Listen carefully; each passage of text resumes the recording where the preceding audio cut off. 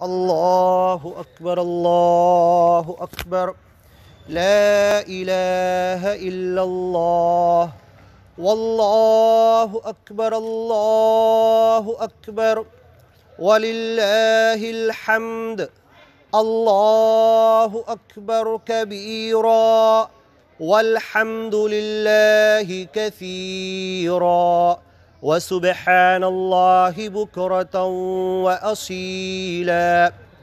اللہ اکبر، اللہ سب سے بڑا ہے۔ اللہ اکبر، اللہ سب سے بڑا ہے۔ لا الہ الا اللہ، ایک اللہ کے سوا کوئی خدا نہیں۔ واللہ اکبر، اور پھر سے دنیا یہ سن لے کہ اللہ سب سے بڑا ہے۔ اللہ اکبر، اللہ سب سے بڑا ہے۔ وللہ الحمد، ساری تعریف اللہ کے لیے ہے۔ اللہ اکبر کبیرا، اللہ کی بڑائی ہو، بلند ہو، پوری بڑائی کے ساتھ۔ والحمد للہ کثیرا، اور ساری تعریف ہو صرف اللہ کے لیے۔ وسبحان اللہ بکرۃ وأصیلا، اور صبح شام اللہ کی تعریف ہو۔ دینی بھائیوں، اللہ تعالیٰ سورہ بقرہ میں کہتا ہے وَلِتُكْمِلُوا الْعِدَّةَ، جب رمضان کی گنتی پوری ہو جائے، وَلِتُكَبِّرُوا اللَّهَ، تو تم اللہ کی بڑائی کا اعلان کرو۔ عَلَىٰ مَا هَدَاكُمْ، یہ اللہ کی بڑائی کا اعلان جو تمہیں کرنا ہے، اس لیے کرنا ہے کہ اس رمضان میں تمہاری ہدایت کا سامان اللہ نے کیا ہے، اور یہ ہدایت کا سامان اللہ نے اس دنیا کے تھوڑے انسانوں کے لیے نہیں کیا ہے، بلکہ دنیا کے تمام انسانوں کے لیے جینے کا راستہ اللہ نے اس رمضان کے مہینے میں قرآن کی شکل میں دیا ہے۔ اور قرآن میں اللہ بار بار کہتا ہے یا ایھا الناس، اے دنیا کے تمام لوگوں، یا ایھا الانسان، اے دنیا کے تمام انسانوں، ما غرک بربک الکریم، تیرے بھولے بھالے کرم والے رب سے تجھے کس نے دھوکے میں دے دیا، کس نے دھوکے میں ڈال دیا کہ تو اس رب کو بھولا ہوا ہے۔ الذی خلقک، جس رب نے تجھے پیدا کیا، 9 مہینہ ماں کے پیٹ میں رکھا، فسواک، اور بہترین ساخت میں پیدا کیا، فعدلک، اور بہترین طریقے پر تجھے احسن تقویم، سب سے اچھی خلقت میں پیدا کیا، اس رب کو تو بھولا ہوا کیوں ہے؟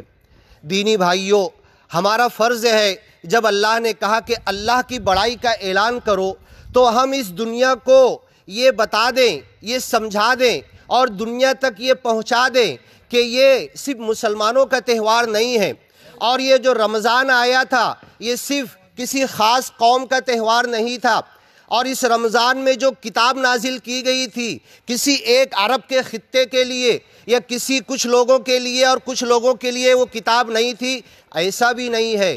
یہ کتاب پوری دنیا کے لیے نازل ہوئی، اور جس نبی پیغمبر پر نازل ہوئی، انی رسول اللہ علیکم جمیعا، اے ساری دنیا والوں، میں تم سب کے لیے رسول بن کر آیا ہوں۔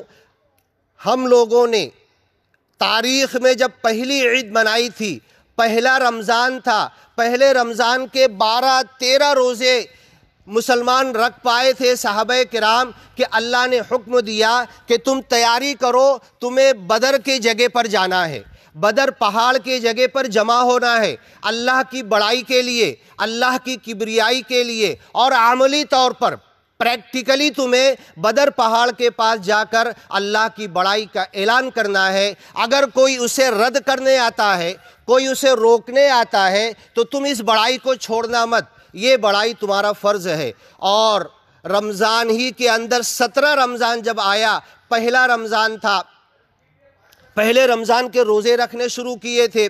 17 رمضان کے اندر سن 2 ہجری مکہ سے مدینہ آ گئے تھے، سب کچھ گھر بار چھوڑ کر، بیچے بھی نہیں تھے۔ جب مدینہ آئے تو وہاں بھی توحید کے نہیں ماننے والوں نے ان کو چھوڑا نہیں۔ اب اس توحید کے اعلان کے لیے، اللہ کی بڑائی کے لیے، بدر کے مقام پر 17 رمضان کو جو مقابلہ ہوتا ہے یوم الفرقان، وہ فرق کرنے والا دن تھا۔ حق اور باطل کے اندر، توحید اور شرک کے اندر कुफ्र और अल्लाह की बड़ाई के अंदर, और साहबे किराम निहत्ते थे, टूटी हुई तलवारें थी, एक दो घोड़े थे, और उस 17 रमज़ान को दुनिया के अंदर ये साबित कर दिया कि हक क्या है, सच क्या है, जीने का हक किसे है और मिटने का हक किसके लिए है। लियहलिक मन हलक अन बय्यिना, जो हलाक हो दलील के साथ हलाक हो, वयहया मन हय्या अन बय्यिना, जो जिए दलील के साथ सच्चाई के साथ जिए। ये प्रैक्टिकली सहाबा ने साबित कर दिया, और जब लौट कर गए तो अल्लाह ने कहा तुम्हें अल्लाह की बड़ाई जो तुमने प्रैक्टिकली दुनिया में बता दिया है, अब अल्लाहु अकबर कहते हुए जैसे ही गिनती पूरी हो जाए, सहाबा ने सवाल नहीं किया। पहला रमज़ान था, रोज़े रखे हमने, 13 रोज़ा हुए, हम गए, किसी के हाथ कटे हुए हैं, किसी के बदन पे ज़ख़म है, शहादत है, किसी के बदन के ऊपर चोट आई हुई है, और अभी डिले करो, नहीं बाद में करेंगे, 1 साल बाद करेंगे। अल्लाह ने कहा कि नहीं, तुम्हें अल्लाह की बड़ाई के लिए, अल्लाह की किब्रियाई के लिए, अल्लाह के नाम के ऐलान के लिए जैसे ही गिनती पूरी हो जाए रमज़ान की, तुम्हें निकल जाना है। 17 रमज़ान की वो मुकाबला हुआ, 18, 19, 20 मदीना में वापस आए, फिर रोज़े पूरी किए, और पूरी करके अल्लाह के रसूल सल्लल्लाहु अलैहि वसल्लम के साथ ईद के लिए मैदान में निकल गए। शैतान खड़ा कांप रहा था, शैतान चिल्ला रहा था, वाए नाकामी, मैं तो नाकाम हो गया। इन्होंने प्रैक्टिकली अल्लाह की बड़ाई का ऐलान कर दिया, अब ज़बान से भी अल्लाहु अकबर कहते हुए ईद के मकाम पर ये जमा हो चुके हैं। शैतान थर्रा रहा था, कांप रहा था, मैं इनका कुछ नहीं बिगाड़ सकता, मैं इनका ये जो 313 17 रमज़ान को मुकाबला करके आए, किसी का हाथ कटा हुआ है, किसी का एक हाथ नहीं, एक हाथ उठा के दुआ कर रहा है, सिर्फ एक हाथ है। शैतान खड़ा कांप रहा था। बड़ी अफसोस होती है आज इस जगह पर हम क्यों पहुँचे, आज मस्जिदें वीरान क्यों हुई, मस्जिदों के अंदर जमात बहरहाल हो रही है, लेकिन ये सब क्यों हुआ। ठीक है, एक बीमारी आई, लेकिन ये हमारे करतूत है कि हम इस्लाम का हक अदा नहीं किए, इस दुनिया तक अल्लाह की बड़ाई पहुंचाने का हक अदा नहीं किए, तो अल्लाह ने हमें यहाँ पर स्टॉप कर दिया, थोड़ी देर के लिए पॉज रोक दिया। अब अगर हम इसके लिए बेदार होते हैं और अल्लाह से सच्ची माफ़ी करते हैं, तौबा करते हैं, अल्लाह आज से मैं ड्यूटी पर आ जाऊँगा, अल्लाह आज से मैं अपना फ़र्ज़ अदा करूँगा, जिस लिए मुझे पैदा किया वो मुझे करना है, कहाँ का खाना मेरी किस्मत में मुझे मिल के रहेगा, तेरे नाम के लिए, तेरे दीन के लिए, तेरी बड़ाई के लिए मेरी ज़िंदगी है। इन्न सलाती, कुर्बानी में हम लोग यही कहते हैं, क्या दुआ पढ़ते हैं, इन्न सलाती मेरी नमाज, व महयाया मेरा मरना, मेरे जिंदा रहना, व ममाती मेरा मरना, लिल्लाहि रब्बिल आलमीन। जानवर के गले पर छुरा फेर रहे और दुआ पढ़ते कि मेरी कुर्बानी, मेरी नमाज, मेरा जीना, मेरा मरना ये अल्लाह के लिए है। और साहबे किराम ने पहली ईद में जब अल्लाहु अकबर का ऐलान किया तो शैतान कांप रहा था, और हमने जितनी ईदें मनाई है शैतान खड़ा हंसता रहता है कि करने दो इनको, मनाने दो इन्हें ईद, अभी आएंगे, इन्हें थिएटर में खींच के लेकर जाऊंगा, ईद के दिन बोर्ड लगता है सिनेमा और फिल्मों का, अभी इन्हें खींच कर लेके जाऊंगा, ये मेरा कुछ नहीं बिगाड़ सकते। ये शैतान कहता है, वो 313 के सामने कांप रहा था। हम 3 करोड़ 3 मिलियन ट्रिलियन बिलियन कितने हो गए दुनिया में, कितने मकाम पर, कितने मैदान में ईद की नमाज अदा की जाती है, हर मसलक हर जमात के लोग करते हैं, सब अल्लाह की बड़ाई का ऐलान करते हैं, लेकिन शैतान कहता तुम मेरा कुछ नहीं बिगाड़ सकते, मैं तुम्हारा बिगाड़ने के लिए बैठा हूँ। बस अल्लाह से यही दुआ करता हूँ, ईद का जो मकसद है वलितुकमिलुल इद्दह, रमज़ान की गिनती पूरी कर लो, बहुत ज़्यादा दिन की नहीं है,